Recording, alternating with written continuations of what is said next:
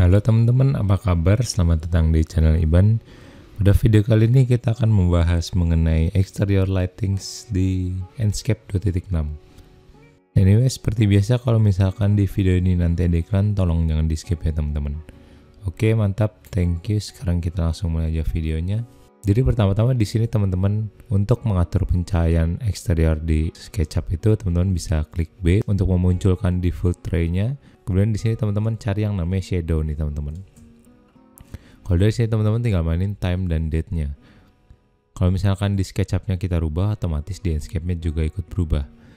Di sini di SketchUp gua nggak kelihatan kenapa? Karena di sini ada pilihan mau memunculkan shadow-nya atau enggak. Di sini kalau misalkan kita munculkan, di modelnya akan jadi nge-lag. Jadi teman-teman di sini harus berhati-hati. Nah ini pada bagian kiri shadow-nya udah muncul. Kalau misalkan time-nya kita mainin lagi, bisa kita lihat dia akan jadi nge-lag banget kan teman-teman. Ini gue geser ke kiri aja susah banget nih. Jadi di sini sekarang kita langsung matiin lagi aja untuk shadow-nya. Kemudian di sini kita juga bisa memasukkan location daripada site-nya kita. Teman-teman ke file, kemudian teman-teman klik geolocation, teman-teman add location.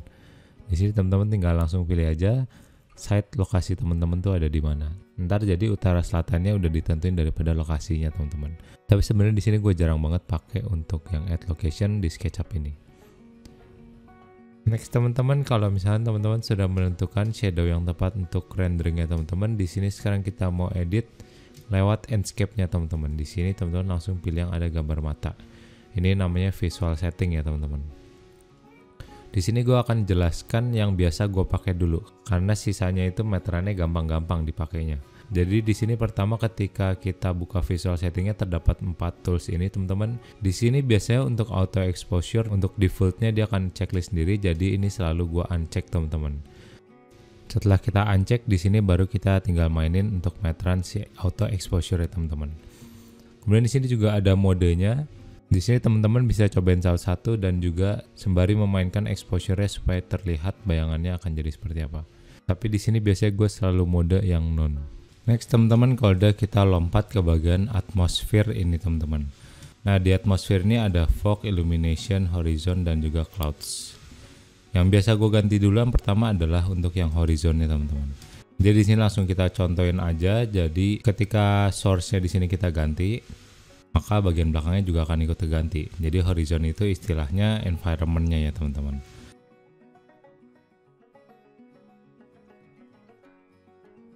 Nah di sini ada pilihan untuk skybox. Jadi skybox itu apa? Jadi intinya kita masukin HDRI yang udah kita download sendiri. Entah itu dari Polygon, dari manapun. Pokoknya kalau misalnya teman-teman cari HDRI download pasti di Google langsung keluar pilihan-pilihannya. Di sini yang udah disediain tuh antara lain yang tadi. Sini biasa gue menggunakan yang white ground ya teman-teman. Next teman-teman, sekarang kita mau pindah ke bagian clouds. Clouds itu adalah awan teman-teman bahasa Indonesianya. Di sini makin ke kanan dia akan semakin berawan, dan yang perlu diperhatikan jika kita membuat dia semakin berawan, bisa kita lihat cahaya mataharinya juga tidak akan tembus pada bagian rumah kita dan juga area sekitar ya teman-teman. Jadi di sini perlu diperhatikan nih teman-teman. Kalau misalkan teman-teman set cloudnya ke paling kanan, kemudian teman-teman mainin sun brightness-nya, teman-teman jangan sampai bingung nih kenapa cahayanya tuh nggak tembus ya, karena cloudnya teman-teman tuh di 100%. Kalau misalkan cloud saya teman-teman kurangin, nah bisa kita lihat untuk sun brightness-nya dia akan langsung masuk ke bagian dalam rendering kita teman-teman. Kemudian teman-teman di sini untuk settingan clouds teman-teman tinggal ngulik sendiri ya, udah nggak perlu gue jelasin lah. Untuk settingannya di sini gue ngelihat warna awannya birunya itu terlalu biru atau enggak. Karena untuk exposure-nya kalau misalkan dia ke kiri awannya akan semakin biru. Bisa kita lihat di Enscape bagian kanan ini kan awannya biru banget kan teman-teman. Nah makin ke kiri dia juga akan makin biru, makin ke kanan makin putih, semuanya makin putih. Jadi biasa di sini gue ngelihat dulu awannya kira-kira birunya udah pas atau belum. Kalau misalkan udah, baru di sini kita ke atmosphere, baru di sini kita atur untuk sun brightness-nya. Jadi di sini antara exposure dan sun brightness-nya itu akan mempengaruhi terang dan juga warna daripada renderingnya teman-teman. Oke, paham teman-teman? Satu lagi di sini yang perlu diperhatikan adalah untuk tools yang namanya shadow sharpness teman-teman. Di sini bisa kita lihat di Enscape-nya, kalau misalkan shadow sharpness-nya kita ke kananin, bayangan pohonnya akan menjadi tajam teman-teman. Nah ini bisa kita lihat bayangannya tajam banget, dan kalau misalkan kita ke kiriin shadow-nya akan semakin soft. Kalau gue di sini bisa shadow sharpness-nya gue kekirin pole supaya dia menjadi soft banget. Next teman-teman, setelah dari atmosfer kita akan ke tab image ini. Di dalam tab image ini terdapat parameter-parameter yang dapat digunakan untuk membuat final render teman-teman akan semakin menjadi bagus. Yang perlu di note teman-teman, di tab image ini tidak akan mempengaruhi lightings dari atmosfer dan juga dari tab rendering ya teman-teman. Jadi teman-teman pokoknya tinggal meteran seperti biasa, teman-teman bisa highlight, shadow, segala macam, saturation, color, temperatur juga teman-teman bisa atur. Ini tinggal disesuaikan dengan referensi teman-teman mau membuat mood renderan yang seperti apa. Next teman-teman, setelah dari tab image kita ke bagian capture ini. Di sini teman-teman bisa atur untuk ukuran renderannya mau seperti apa, dan juga teman-teman bisa export untuk objek ID, material ID, dan depth channel. Ini berfungsi kalau misalnya teman-teman open via Adobe Photoshop. Gue akan ajarin pada pertemuan yang berbeda teman-teman, biar nggak terlalu pusing. Oke, ini adalah hasil jadinya seperti ini. Lumayan bagus kan teman-teman?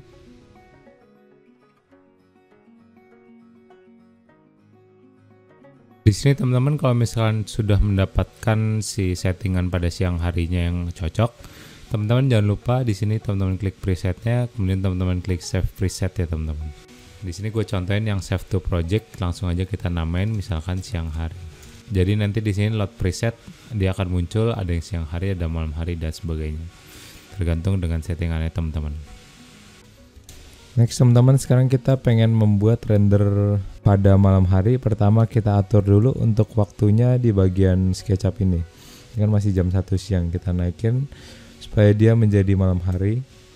Kemudian di sini kita update dulu di sini supaya dia ke save teman-teman pada malam hari. Kalau misalnya nggak diupdate dia akan balik lagi ke siang hari. Kemudian langkah berikutnya kita harus naikin exposure ya teman-teman.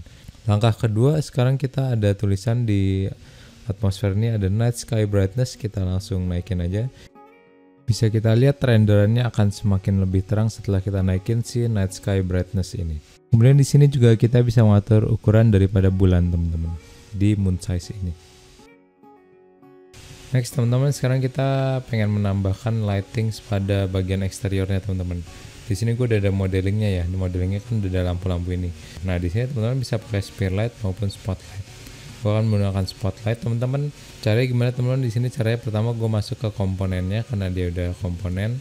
Jadi kita edit satu semua akan langsung ke edit. Sini kita tambahin spotlight seperti ini. Klik sekali ke bawah. Kemudian kita arahkan ke bawah seperti ini teman-teman. Di sini langsung kita naikin aja untuk intensitas dan juga beam angle-nya supaya lebih lebar. Sini juga kita load juga pakai IES file ya teman-teman supaya lebih cakep. Di sini gua akan langsung fast forward aja teman-teman. Buat teman-teman yang belum ngerti peletakan lights-nya, teman-teman bisa nonton video gue sebelumnya mengenai interior lighting. Di sana gue juga sudah menjelaskan semua tipe-tipe pencahayaan di Enscape 2.6. Kemudian setelah menambahkan spotlight, di sini kita bisa juga menambahkan emissive material pada bagian kotak kita ini teman-teman. Kita klik bagian diffuse material, kemudian di sini kita tinggal ke bagian general setting, kemudian di sini kita tinggal ke bagian Enscape material, kemudian di sini kita klik yang self illumination. Nah di sini luminosity bisa kita kurangin. Kemudian juga yang di bagian ini teman-teman kita bikin nyala ya di bagian dalam.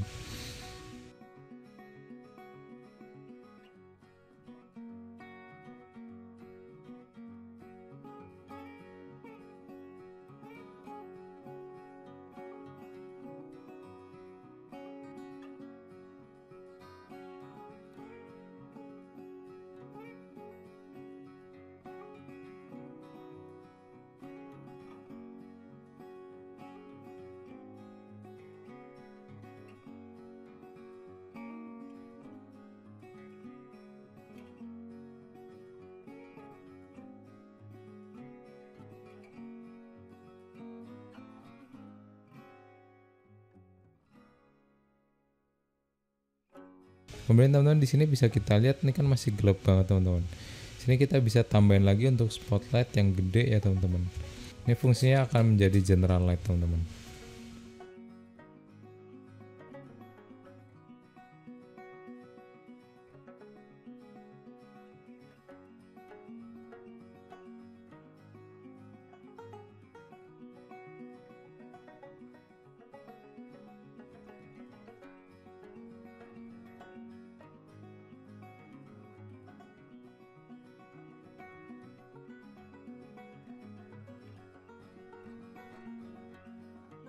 Kalau udah teman-teman di sini jangan lupa preset malam hari ya, teman-teman klik preset, teman-teman save preset, namain malam hari. Dan preset ini udah satu untuk semua, jadi teman-teman lagi pakai preset yang malam hari untuk semua scene. Paling yang perlu di-note adalah kalau misalkan teman-teman ganti scene, jangan lupa jamnya ini teman-teman ganti juga ya, soalnya tadi gue ada sempat salah, gue nggak ganti jam jadi putih semua karena jamnya masih jam siang hari. Oke teman-teman, itu aja untuk video kali ini, semoga bermanfaat dan seperti biasa sampai jumpa di video selanjutnya. Dadah.